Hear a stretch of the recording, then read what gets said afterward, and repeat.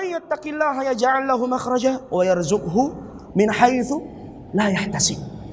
Dia akan mendapatkan rezeki dari jalan yang ia tidak sangka-sangka. Ya. Bahkan fi maqamiz zawaj. Dengarkan ini wahai saudara-saudaraku para jomblo. Ya. Bertawakkallah pada Allah Subhanahu wa taala. Ya. Apa dalilnya Ustaz? Dengarkan ini. Disebutkan dalam surah Al-Qasas.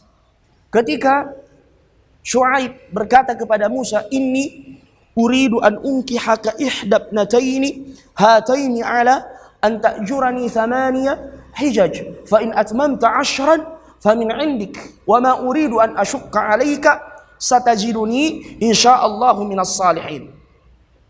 Dia berkata kepada Musa menawarkan putrinya. Ya, dan ini bukan aib orang yang saleh menawarkan anaknya kepada lelaki yang ia anggap saleh. Ya, bahkan carikan keluarga kita. Ya, ini bukan aib sebagaimana dilakukan oleh para sahabat. Syuaib berkata, "Aku ingin menikahkan engkau wahai Musa dengan salah satu di antara dua putriku. Adapun maharnya antajurani, engkau bekerja kepada aku thamaniya hijaj selama 8 tahun."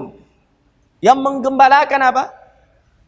Yang menggembalakan kambing-kambingnya Syuaib dan keluarganya. Di sini juga difahami bahwasanya mahar itu tidak mesti dalam bentuk materi. Bisa juga dalam bentuk jasa. Nabi pernah menikahkan salah seorang sahabat dengan Al-Quran yang ia hafal, yang ia ajarkan. Jadi tidak mesti materi, tapi boleh dalam bentuk jasa. Sampaikan ini kepada calon mertua antum. "Pak, saya belum punya uang panai, tapi saya bisa bekerja." Ya, kasih pekerjaan. Ya. Seperti Nabi Musa alaihissalam. Taib. Apa jawaban Nabi Musa? Qala dzalika baini wa bainak. Itu antara aku denganmu. Ayyamal ajalaini qadaitu. Baik 8 atau 10 tahun yang saya tunaikan sebagai mahar dariku, fala udwana alai, tidak ada celaan bagiku. Wallahu ala ma naqulu wakil. Dan dari kesepakatan ini yang kita sepakati, kepada Allah kita bertawakal.